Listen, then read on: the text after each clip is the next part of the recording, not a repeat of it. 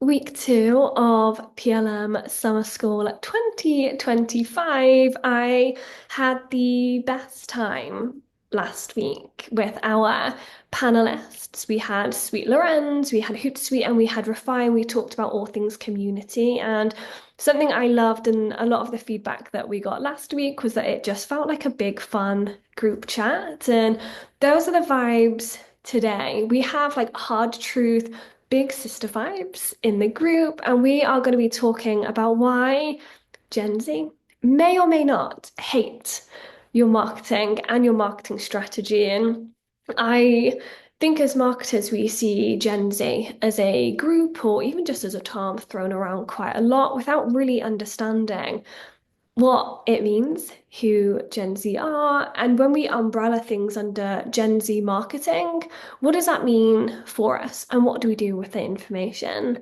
And when I was dreaming up this series, I knew it was something that I really wanted to touch on. And there was only one person for the job. There was only one guest that I could invite to share some insights with us today. So, Erifili, for anyone who doesn't yet love you as much as I do and know that you are so cool and awesome, please may you introduce yourself. Thank you so much. And so lovely to have all of you guys here. Thank you so much for taking the time. And thank you, Sophie, for just like building the best community I've ever seen. So what I do, I'm the founder and CEO of the Z-Link. We're a global Gen Z-led creative marketing agency that basically helps brands connect with Gen Z without getting lost in the middle. We work with impact-driven brands or fun brands that have something interesting to share, and they don't know how to engage our generation meaningfully and actually get Gen Z to care. And we do all kinds of things from social media strategy, content creation, consulting, market research. We've done a lot of market research in over 50 countries, including over 30,000 Gen Zers to really like figure out generational behaviors that don't just include like Gen Z in the US and call that like Gen Z as a whole. So trying to make it more inclusive. And yeah, I'm also an author, and I write about the future of work and how our generation can basically structure and build careers that provide us with fulfillment, freedom, flexibility, and ownership, like using all of the tools that we have at our disposal today.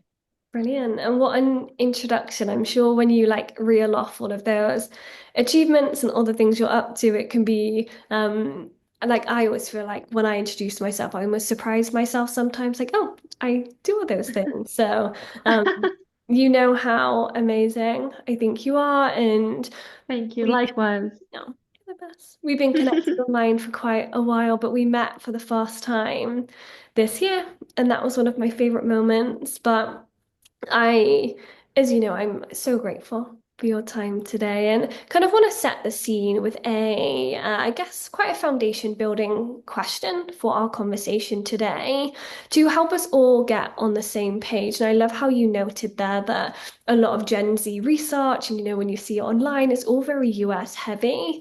Like us Gen Z don't exist on the other continents or in the rest of the world. So, who exactly are we or you talking about when we say Gen Z, and what makes them different from millennials?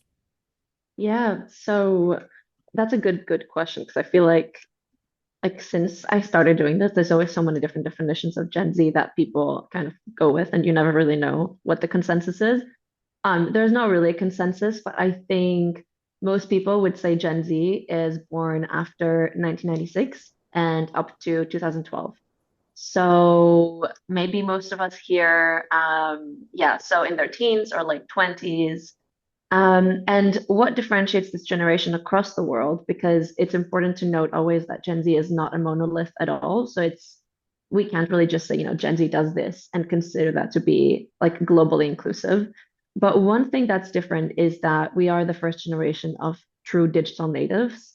And while millennials sort of grew up and adapted to technology, Gen Z was very much shaped by technology. So it's the first like generation to be able to say they're chronically online or grew up like having a very, very different relationship with technology than everyone else before them.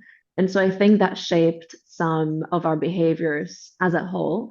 that it's very interesting to see and study today and see how they impact our lives. Brilliant. And I love how you dove deeper there than just the kind of like age bracket of 1996 to 2012. I asked in the chat for those of you who aren't joining us live. I put any Gen Zers here, and we have many. We have Sarah, who's a 1997 baby. I'm also a 1997 baby, right on the cusp. I saw farther Nice. down that Anime shared that she identifies as a Zillennial, so we're kind of both with the two. Also, hi anime. I love seeing names that I know. Like, Yeah, hello. it's awesome. I'm a 99 girl. Oh, I love it. 98 baby, Gen Z girly. We've got sadly not 1992. We love millennials around here too, guys. It's okay. It's not Yes, we just Gen do. Z who are the cool kids. 1994 millennial. Oh, Ellie says similarly, I'm technically a millennial as I'm a 1996 baby, but definitely a bit of both millennial slash Gen Z. Oh my goodness, 2000. Did someone say 2006? Go on. Wow, how old? 2007. Wow. That is awesome. I very much identify with what you're sharing there. I guess being Gen Z, that I wasn't introduced to technology or social media later. I remember when my mum got Facebook and she must have been like 35 and she'd had this whole life before what the internet was. And I remember when I was 8 my mum had a Samsung like push-up phone and she'd be on like different social platforms and she always promised me that when I was 13, when I was a teenager, I was allowed to have social media. And I remember every year I'd be like, right, one step closer to having Facebook, two steps closer to having MSN. I would love to know, Erifili, like, do you have like an early memory of social media, or like what did it mean to you being like a young teen or like a young child? Like what did social media mean to you back then? Like, that's such a funny question because I feel like I was such a social media kid. I mean, it definitely influenced what I do today. Today, I'm kind of like, I try not to use social media too much for my Yeah. personal use just because it's my job. But like, I was definitely on social media too early. Yeah. Like, I think I had Twitter when I was 10 and I was tweeting, like, I was out there, like, I had things to say. I barely spoke English. Um, I'm from Greece for context, but my dad is very much like a typical sort of early adopter type of person. My mom is on the other end, so my dad was always like, we should let her like explore online and like play around and do her thing. My mom was like, that's not a good idea, but my dad came out on top, and so I just like had a lot of freedom to explore everything. And I started, it's like as a little like background to my work that I don't think you know, Sophie, I never really talk about it. Um, how I got into this industry in the first place is when I was maybe like 12, I had these fan accounts on Twitter and on Instagram for like the Hunger Games, and then it was for Marvel, and it was basically I had like maybe over 50,000 followers overall. I was like 13, like I had no business having 50,000 followers anywhere. Um, and so I learned how to build communities very organically before I knew that it was like a job Yeah. or an industry. And before I knew that that was marketing. So I sort of kept that up for a few years, and that's how I ended up here. So it's like really origin story. That's amazing. I often see people talk about how like the fan account to social media marketer like pipeline is so real. And someone in the chat just said that they had a Maze Runner fan account, which is so fun. And everyone in the Yeah. chat too is reminiscing on things like Farmville, poking on Facebook, and I find it really interesting. And I feel like I could talk about forever how much of a almost like a dear memory that is to, I guess, so many Gen Zers and how it's such a core part of how we grew up, for better or for worse. And I guess following that, I would love to hear your take with all of the research you have done and the space that you walk in on what Gen Z marketing actually means in 2025. I Hmm. often think it's perceived as just marketing to young people. Although at 28, being Gen Z, I do not feel like a young person. Or is there something fundamentally different about it? First of all, at 28, you're definitely a young Yeah, person. thank you. And so it's very interesting, really. There's a lot about marketing to Gen Z that's different. And sometimes clients and prospective clients come to us and they ask, like, we also have like millennial customers. Like, do you guys really only help us reach Gen Z? Like, what's the vibe here? And what I always say is that learning how to engage Gen Z online is what's often the difficult part. And then we want to make sure that we draw from that.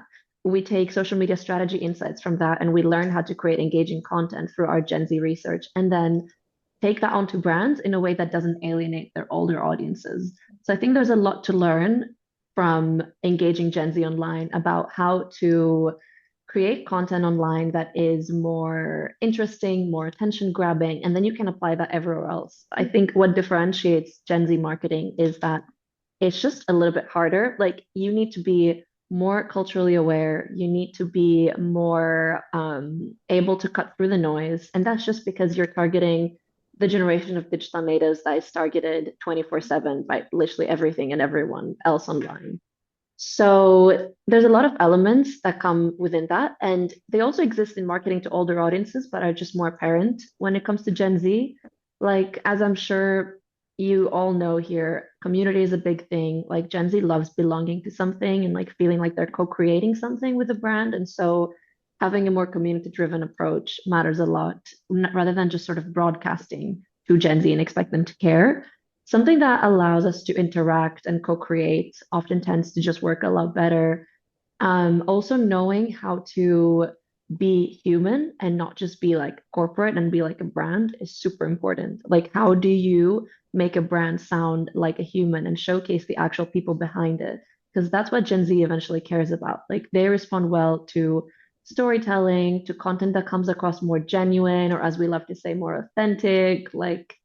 And it's hard to do that when you're just a brand using like ChatGPT generated content to say like we're having a sale, because that has no reason to make anyone engaged.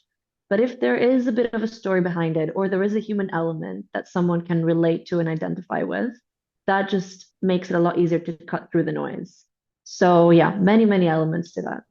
Awesome. I would love to talk about the flip side of that and the brands that kind of end up in the awkward, like, how do you do fellow kids territory where it just doesn't feel right. And it was the State of Community report by Tumblr that they released, I think this time last year. I don't know if it's a yearly thing, but guys watching, head to Google State of Community report by Tumblr. It's absolutely brilliant. And that also shares a lot of Gen Z, but also millennial insights. And what was really interesting was how frequently the word cringe came up. And I know we call it ick now too, when we get the ick from brands and behaviors.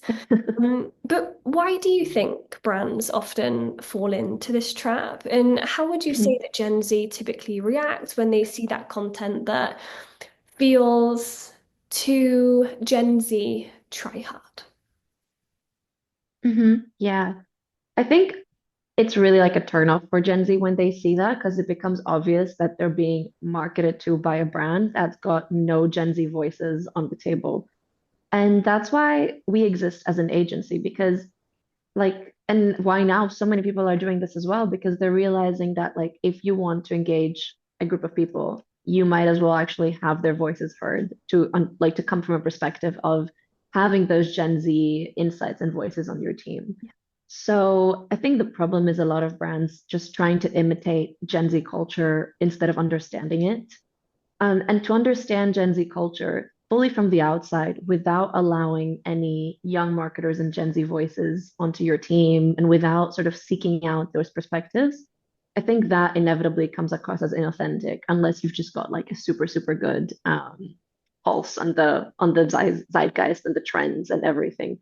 But it is quite rare. And so a lot of brands, I think, end up using like Gen Z slang and trends without context. And that's what comes across as cringe to people that are Gen Z. And so they react with like, usually just like, um, kind of calling a brand out or being sarcastic or being like, okay, this is cringe, like this is gonna be big. And I think Gen Z seeing these things, they want brands to get them. They don't want a brand to try to become Gen Z. And it's very different. It's like a very subtle nuance that brands need to follow. It's like you can tell when someone's imitating a trend and imitating a culture without actually being a part of it. So I think like the main solution is just talk to Gen Z, hire young talent, and like let them be creative, give them creative expression, freedom to experiment. Great. You or we talk a lot about um, understanding Gen Z trends, and I often reflect on like how easy that should be. I feel like Gen Z rule the internet, but I am always slapped with this stark reality whenever I see anything Gen Alpha related. And I don't know if any of you in the group will agree.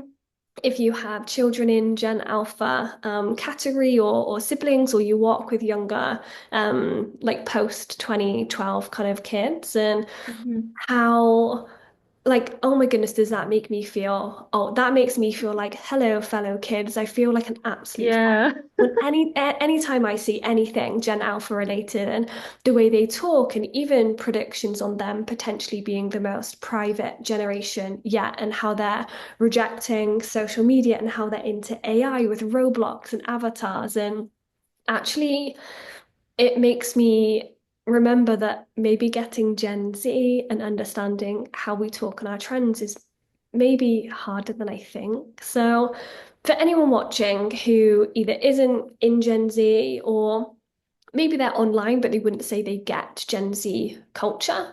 They're not quote unquote chronically online, I suppose.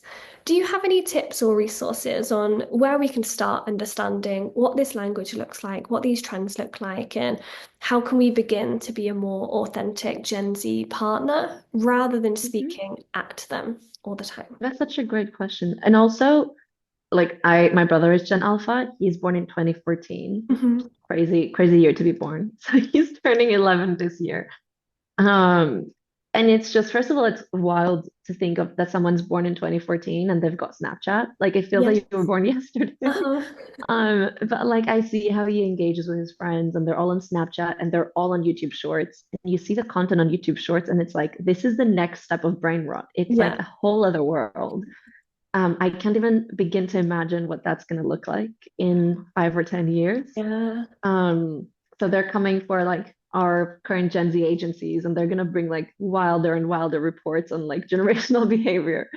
But I think that what's most important when it comes to like being an authentic Gen Z partner, I love that you said that, is first of all, seeking out Gen Z voices, as I said before, but being very open to that. Yeah. There's usually like two approaches that I see to that. There's brands that come to us and they're like super open-minded and like amazing to work with. And they're like, we just want to hear from you guys. What would you like to see? How would you approach this? Like, what does your generation actually care about? We want to talk to them, do our research, and then do whatever would actually resonate. And they're super open to incorporating into their marketing strategy different voices and perspectives. And there's other brands that come and they're like, we want to be like a Gen Z partner, but then they're not actually ready to hear what Gen Z would want. And they get stuck in these like 20-step content approval processes that could never allow a brand to be relevant on a trend. And I'm sure a lot of you here being marketers have experienced that. It's really hard to be relevant culturally when you're in a system that has like 10-step approvals and you've got no freedom to experiment creatively. And you just have to trust your marketing team and the young people in your team. Like I see that as the single most important thing. Mhm. Speaking of trends, and I know I'm going slightly off track here, but I think it's something that we speak about often, and I have been reflecting quite a lot recently on like what a trend means and like its importance and how much weight we put on them in our strategies. And we've been speaking about this in our membership quite frequently as well on like how do I keep up? How do I know what's relevant to me? And I would love to know your thoughts on whether or not you think that as marketers, we can position ourselves as relevant Gen Z partners, without leaning into trends and thinking specifically when I say trends on like memes, cultural moments, and those sort of fleeting internet moments. I think that's honestly an excellent question because, like, yes, it's possible. And that's, I think, the side of Gen Z marketing that we don't talk about enough. Like, a brand that comes to mind first is Patagonia, because Patagonia is a brand that I think Gen Z sort of respects because they like put their money where their mouth is and vice versa. Like, I don't know what the expression is, but they never jump on trends and memes and things like that. But what they do well is two things. One is value alignment. Like you can tell that they actually live the values that they preach, and they're not sort of just like marketing themselves as aligned with certain values because they know Gen Z cares about sustainability or Gen Z cares about inclusion. They actually lead value first, Yeah. and that's always incredible to see. It's action first. The second thing is that instead of leaning into trends, they don't have to lean into trends because they've got really strong storytelling. And I think good storytelling is timeless. And if you've got good storytelling on your team and you've got that ability to just know how to communicate, know how to tell a story, that's timeless. It's so valuable. And that's what some brands do super well. So they don't need to lean into trends to get like fleeting virality. They rely on knowing that people across all ages will respond well to a story well told. Yeah, Nike, I see someone in the comments, timeless forever. Exactly. They don't need to like jump on a meme. They can, but they don't need to. And yeah, I see these like legacy brands that do that really, really well. They sort of like almost stay in their lane. They don't try to go into like TikTok brain rot, but they engage Gen Z because we love to see like really high quality premium like short form storytelling that makes you feel something, like simple as that. So it's like advertising 101, but like still applies in every way when you're reaching Gen Z. Yeah, I feel like it's almost defining one, what matters to your Gen Z audience, and then seeing how that can live out in different ways, even being relatable. That can look like Met Gala memes and relating through pain points, but it can also mean relating to their values on a more in-depth and day-to-day level, like you said, sustainability or the way that they work with in or without their company as well. Mhm. I am curious what you think makes Gen Z scroll past a piece of content and if there are any specific things that make them go next, scrolling on, that maybe brands and marketers don't realize that they're doing. hmm Great, great question. Um, there's a lot. So one is like a brand voice that sounds fake. Like right now, I think like I'm also a writer and a copywriter, and so I care a lot about good writing, but also it makes me really happy. I think you've got in your webinar series, I forget his name, but he works for Surreal. John, yes, Yes, he's John. So brilliant. actually, funny enough, John, I interviewed for my university dissertation like 5 years ago before I started the Z Link because he Oh, used to do the copywriting for Innocent yeah, drinks. And like he's just one of the people that go to a brand and they bring good content into it. I'm like, this is great timeless writing. I'm still gonna come to the webinar, by the way. And I think that what makes Gen Z scroll past is like the opposite of that. We've got tons of brands right now that think they can sort of cut corners when it comes to creativity and good writing by using AI for everything. But like everyone can tell. And even if someone can't tell, they're probably not going to be like, that's great content. yeah, They're just going to forget about it. I think like that's one of the biggest problems I see is sort of brands now giving up on hiring people and investing resources into building an interesting and engaging brand voice. And yeah, as a consumer, like stumbling across a brand like Surreal that's got such an interesting voice, and so recognizable and so fun and entertaining, like now it's getting rarer and rarer. But like everyone that's cutting corners and sort of just like being okay with their brand sounding fake or artificial, I think that eventually just makes Gen Z scroll past and be like, okay, next, that's not interesting. And also another thing on a separate note, is sort of inauthentic influencer collaborations or creator collaborations that I think everyone can tell are like sort of really staged. Like if Gen Z follows an influencer that is collaborating with a brand, but you're obviously like That's a random brand for them to collaborate with. Like it doesn't feel like they care at all about the product. And that I think reflects badly on both the brand and the creator. So you're just like, okay, scroll past. Like that's not a collaboration that like gives me anything interesting when I see it. So yeah, these are like the two things that come to mind the most. Yeah, I think what's really interesting about Gen Z, and something I've been speaking a lot in like private conversations about recently is this sort of like marketing literacy.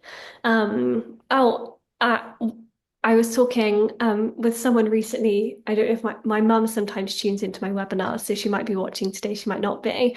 But we sometimes joke about her being like a Timu victim, in that, or like she, or you know, those like super random brands that sell everything, and how like older or later generations, like they are marketable. My mum will purchase it all. She is very easy to market to. And even I Same. think in conversations sometimes, my mum's a big Molly May fan, loves her, big fan, Molly, if you're watching. And she like loves her partnerships, loves everything she does. And I think it's really interesting, like you said, how with Gen Z, we don't see the partnership, we don't see Molly May, we don't see, I don't know, Team or whatever brand it is. We can almost backlog in our brains of like, okay, well, I know why they've made that decision and I know how, when we're really marketing literate because we know how brands think, because we've almost spent so much time with them being marketed to from such an early age. It can be really hard to penetrate that perception of, okay, this is a brand talking to me, or this is a brand telling a story, rather Yeah. than this is a brand that is marketing. When you work with your clients, or I guess even in your own work, is there anything that you do or any advice that you have for not marketing, or storytelling fast, connecting fast, and marketing second, so that, as you said, it's not a clear, hi, Gen Z, we're marketing to you? Is there anything we can do in our day to day or posting tactics that can be a small step towards making that change? I think one thing that's easy is like opening it up to your community. Like I love brands that use social features to engage their community very actively, but they actually listen. Um, like I see a lot of smaller startups now doing Instagram close friend stories, and I love it because they'll be like, if you join our newsletter or you do this or that, like you'll be added to our inner circle sort of thing. And I think building a little community like this that they keep active, they do Q&As, like using features in a fun way like that, that makes their audience feel engaged with. It almost like makes it feel like you're engaging with the person behind the brand, like their founder or their social manager.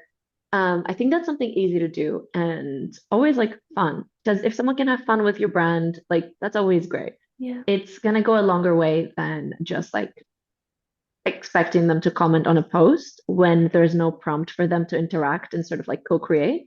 But if you've got a little community somewhere, or you're using like Instagram sort of Q&As and doing them every week, like some of our favorite creators do, I think it's a great tactic. And then another thing is anytime that you genuinely provide value, I just feel like, we need to always say that, but it's true. Anytime you genuinely provide value as a brand, which is easier in some industries than others, but either in a way that's educational or entertaining or both in one, I think that is again a timeless sort of strategy that engages everyone. Because if I'm prompted to share something, I can be engaging, I can be sharing the same content, and my mom is also sharing the same Yeah. content, and we're sending it to each other because it's like, this is interesting. Like, I didn't know this. It's like brands that can teach you something or do it in an entertaining way that just makes you want to spread the word very organically. These are things that you really don't need to like overthink or have a full like Gen Z strategy for, but they just bring the extra element of engagement Yeah. into the strategy. I have seen Instagram trialing, what are they called? Unlockable reels. I don't know if you've seen, they did like the launch with The Weekend for his. I think he's directing a movie. At least that's what it looks like from, I don't follow him closely, but it looks like from his Instagram grid. And what it does is it kind of like hides and blurs out the reel. And it's got a QR code, or like the Instagram QR code, and you type in like a code. And I think his was, I can't sing. And then when you type it in, it unlocks it. And I Uh-huh. think anyone who reads my newsletter, did I write about that today? I think I might have done, or it might have been, oh yeah, someone said Yes. in the newsletter today. Good news. Um, Oh. I feel like I write in so many places. I don't know where I've said that. I don't know what I've said, who I've said it to. Um, but I think Yeah. really interesting addition, and I think it's really cool to see that platforms are thinking about that as well. I Hmm. am not too sure on the ins and outs, but I have seen a few things about TikTok launching creator chats, which I think might be like broadcast channels, but I haven't dove into it, so don't quote me on that one. So it's really interesting to see how social media as a whole is following, I don't want to call it a trend because I feel like it's bigger than that, but finding new ways for audiences to engage their audience and probably because it's a very Gen Z led craving and tactic. Hmm.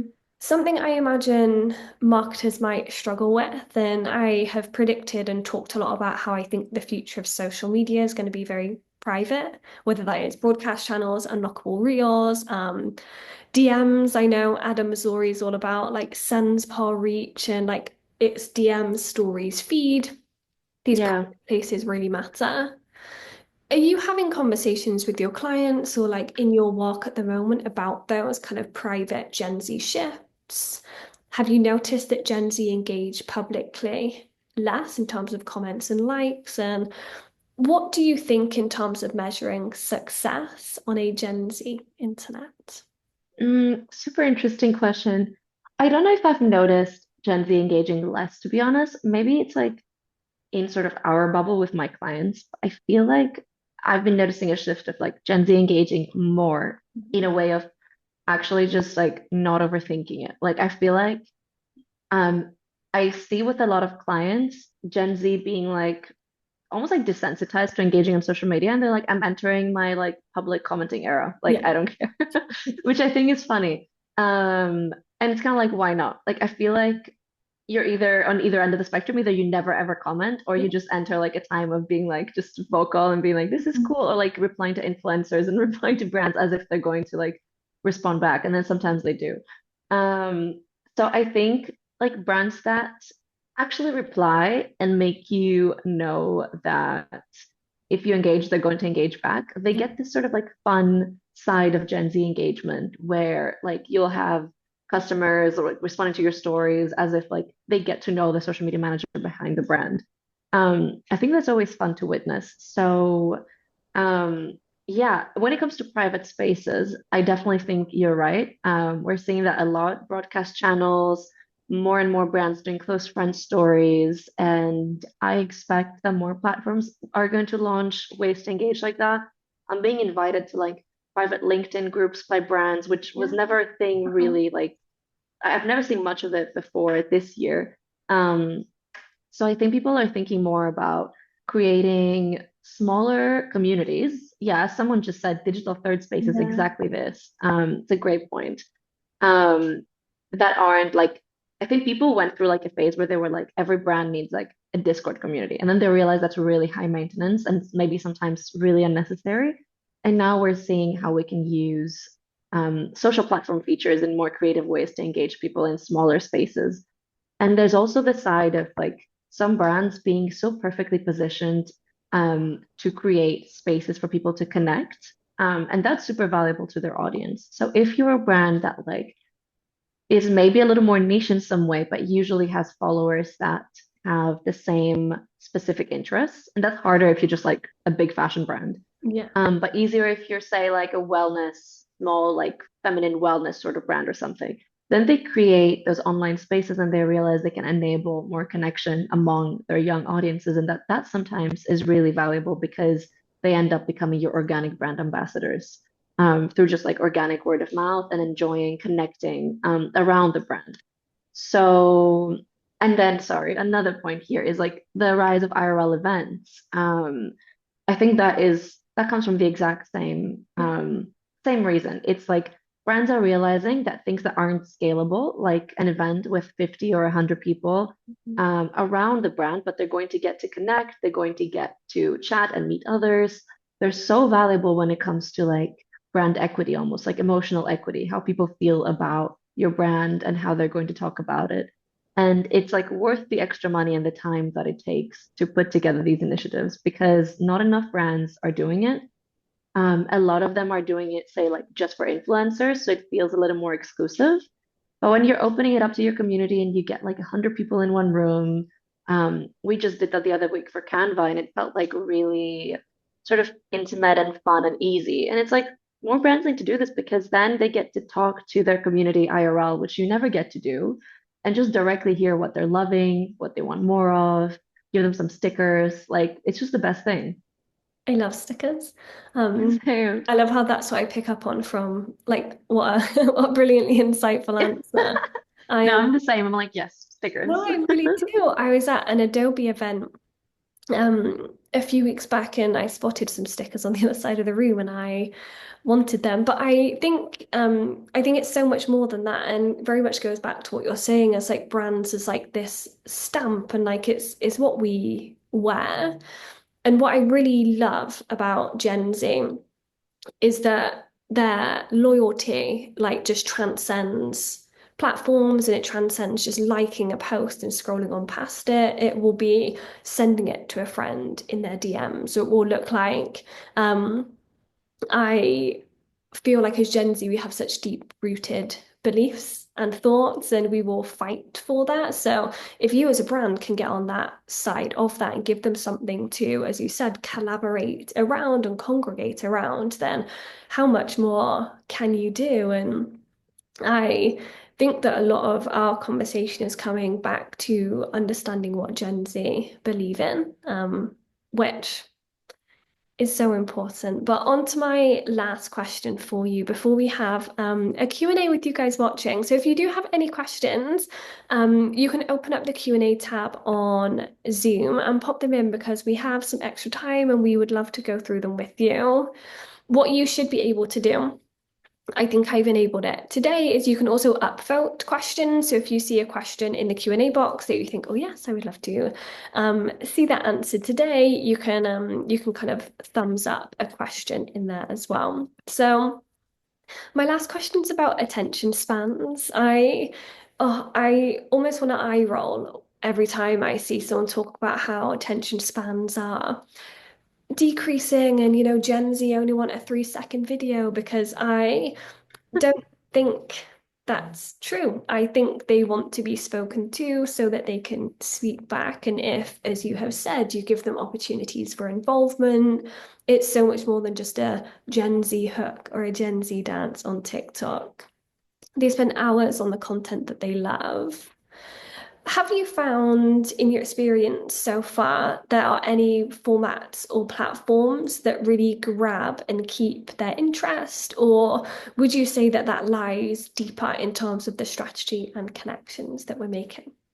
Mhm. I agree with you completely that like people just take this attention span thing too literally. It's like we need to do only like 5-second videos. Like that's not what it means.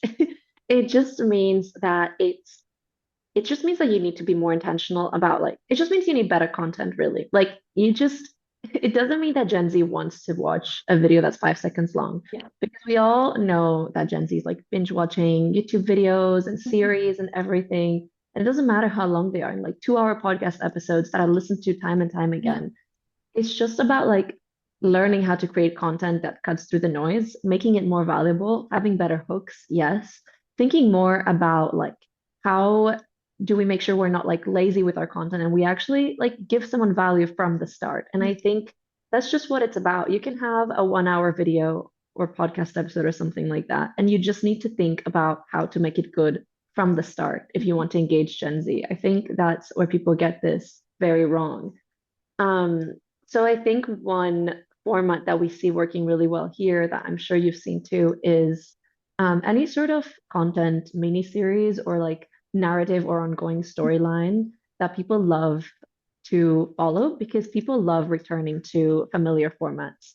So whether it's on TikTok where it's the easiest to have like an ongoing series, that's where, or like even on LinkedIn, but that's where people sort of get to know you for something. They know the value that you're going to provide already from the start because they've been here before. And so even if you do like weekly TikToks that are 3 minutes long and you're talking about something and but it's part of a wider narrative that they know and love to follow, like it works super well. And we see creators growing so much faster using this strategy. And everyone's like, but their TikToks are like 2, 3 minutes long. Like, how is it possible? It's possible because their audience knows to expect the same kind of value and they're here for the length. Like they're here, they want more of it. So yeah, that's the best like format I can think of. And then I think it doesn't really matter whether it's short form or long form or which platform it's on, because I think eventually like all of the principles that make good content good and engaging sort of translate across platforms.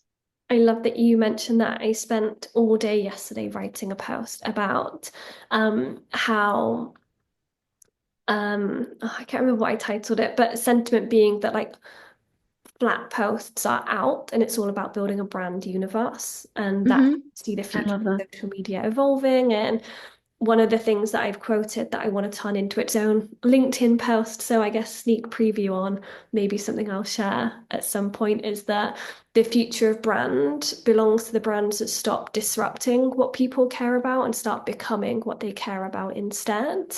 And I think that I love episodic that. storytelling is going to be a really, really big one. And Little Caesars, I think, are a pizza chain in the US. They have been doing, I think it's called Little Caesars Island or something like that on TikTok. If you haven't checked it out, you must. I think there are 3 or 4 like 1+ minute videos on there now. And they've essentially created like their own TikTok mini game show. And Nice. you said, giving people a reason to keep coming back, building their relationship. Hmm. And it's less about the length and more about how well you can capture their attention instead. I find that fills me with pressure considering the future of production and what content could look like. But equally, I think it's a really exciting time to be a marketer or be in marketing because things are accelerating and changing in, I think, a really exciting way. And it almost Hmm. forces us to do better jobs for better Exactly. It work. does. Yeah. That's it at the end of the day. We just need to like make better and better content. Uh-huh, I agree. We do have some really brilliant questions in here, so I'm pleased we have some time left. If you haven't gone in and upvoted yet, guys, go in and do so. If not, pop in a question and we'll see how many we can get through. We have a really good question from Katerina, actually, about kind of taking what we've learned today or taking Gen Z understanding and behaviors into our workplaces. So, how do you actually advocate for using Gen Z language and using things like memes? For example, say you're presenting a strategy in a corporate setting. Something beyond making them see the value. What is a starter strategy that can get it going in the first place? And I guess for you, when you're pitching with brands and consulting, how do you get them on board with Gen Z language and tactics? Yes, the trickiest part, seriously. Um, it's the hardest part. Like my unhelpful answer is that like we just try to work with brands that already get it because Yeah. I feel like there's so many that do, and it's usually quite hard to just like spend your time convincing a brand that like it's worth trying out like sort of Gen Z formats. But when we do have to do that, I would always be like super evidence-based, provide examples and case studies of like legacy brands or like serious brands that are doing a good job of taking themselves less seriously and experimenting with that on social media and it working out in their favor. So whenever I'm speaking to a room that's like very corporate or just like older, and I feel like I might get some resistance like the ideas, I always go with case studies and examples, and they've got numbers and like specific examples of campaigns that I know they will understand because ultimately what they want is just like sort of an understanding of the ROI and the risk involved. And it's often just about being like, you know what, this is a safe space. I swear your brand's not going to get canceled for posting a meme, but this is how well it could go.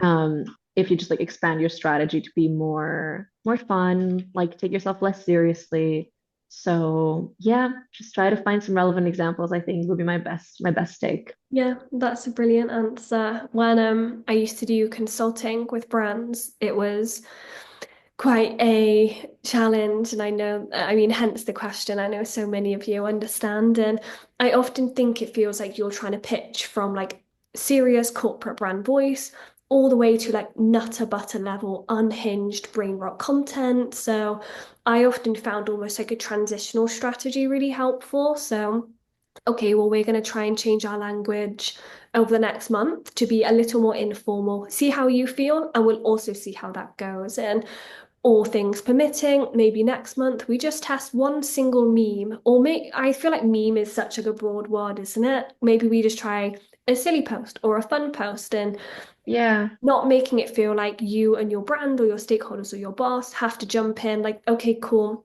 Here's my TikTok at the moment is I'm on the Lorax TikTok. I don't know if any of you have seen the Lorax, or it comes around every year, and it's always this time of year. Like we don't have to dress up as a Dr. Seuss character and jump around in a yellow suit. We can take it step by step, and that's something I found really helpful. But I think you cannot go wrong with something evidence-based at all. It's always in the numbers, isn't it? And they're hard to argue with, thankfully. We have a brilliant question from Emma actually about AI, which I know isn't something that we've touched on today. So I'm really pleased that you've asked this, Emma, who has said, we have seen the negative reaction to AI generated content. Is there any way to use AI that is still authentic and engaging? amazing question, Emma. And I think a lot of brands are wondering the same thing right now. Um, it's it's very difficult because I think a lot of AI content, like at its core, will come across as inauthentic. Yeah. And I think a lot of brands like struggle to see and spot just how sort of inauthentic or how much of a turnoff it often is when you see like AI generated imagery or messaging. Um, this is like a shout out to Sophie, but today I was reading one of your I like signed up to your membership waitlist a few days ago and I was reading the email that you sent when you're on the wait list. And I was thinking to myself, like, this is the kind of email I love to read because you can tell that this is coming from Sophie. Like, it just sounds like a human being. And I was thinking of how much less likely I would be to actually sign up if I read it and it was like obviously AI. Yeah. And I just even thought, like, I remembered right now that I was having this thought about your brand, but is there any way to actually use it in a way that's still authentic and engaging? I think we've seen some very, very few cases where it is, and there's a few creators on Instagram that are just like really like prompt masters, but they're like the top 0.0001% AI users, right? So there's very few of them, but they can sort of generate creative campaigns that look really cool and get people to say like, oh, that's actually kind of cool that it's AI. I think if you can tap into that, that's probably the only way. But most of the time, I think you'll get backlash, and especially when it's visible, there's always people being like, "Okay, unfollowing because I actually Yeah. just want to support like real creativity, etc." So yeah. I agree. I don't know if you saw the like action figure trend. I don't know if any of you Of guys like course. jumped on it. Let us know in the chat. I had to fight Chat GPT. I'm a Claude Anthropic girly, but I use Chat GPT for this one because everyone else is. I had to fight it to make it actually look like me. The amount of pictures I gave it, and I was like, I don't know who that is, but that is not that's not Who me. this girl is. And that ain't me. And it was either Etsy or I think Not on the High Street, who are both very similar. I think they're both kind of small business marketplaces. One Hmm. of them on their Instagram jumped on the trend and it was like a small business inspired like action figure. And like my initial thought was like, oh, like this is a really fun way to jump on the trend. But I looked in the comments and the amount of people that were hugely disappointed in them doing that because of the sentiment. My first thought was, oh, like fun trend. But for Hmm. so many who are potentially even more marketing and internet and culture literate, they immediately connected the dots of you're meant to represent small businesses. AI and small business is such a kind of tricky space right now, the conversation around jobs being taken. Your value should mean more than you jumping on this trend. So I almost wonder, Emma, if there's any way to use that sentiment and be smarter with that content. I I saw think, oh, Oh, go sorry, go for on. it. It's okay. I Go, was go. gonna quickly mention that SEMrush, they did the action figure trend, but they used Chris, one of their agency employees, and did it like in a real human video instead. So I wonder if there's any way to take the sentiment and that negative sentiment and use that to be creative instead. But would love your thoughts. I was going to say the same thing when it comes to brands like Etsy. I think the smartest way is to use like an artist from your community instead and commission them to like do that, but like with their actual, like without using AI. Mhm. And I think that's like you're jumping on the trend. And of course, I'm sure you guys saw a lot of artists like jumping on it and making their own action figures, either like physically or doing their digital drawings, just like creating it from scratch as a way to clap back to the trend. So I think as a brand, especially if you've got a community of artists like Etsy, probably the smartest way would be to be like, we commission like five of our artists to make their own versions. Here they are. And that just gets your community to be like, Yeah. amazing, incredible, value aligned, like Mhm. stunning. I agree. Yeah, finding that middle ground, isn't it? And understanding sentiment. I think we talk about strategy so often, but social listening is something that far too few of us really practice. I interviewed Kanita from Brownie God, who are an amazing brand on TikTok and well, Instagram and everywhere else. And we were talking about this sort of trends and they've grown to like 1 million followers and they don't do trends on TikTok at all. But instead, she defines being reactive as responding in real time to her audience. So tomorrow's video or next week's video will be inspired and come from the sentiment in her comment sections this week or the week previous. Hmm. And I think that brings us on really nicely to what I think might be our last question today, guys. But I'm loving the conversation in the chat, and we'll come back to some of your guys what you're saying over there before we wrap up too. But Amelia has asked, and I love this question, so selfishly, I'm going to ask it for myself.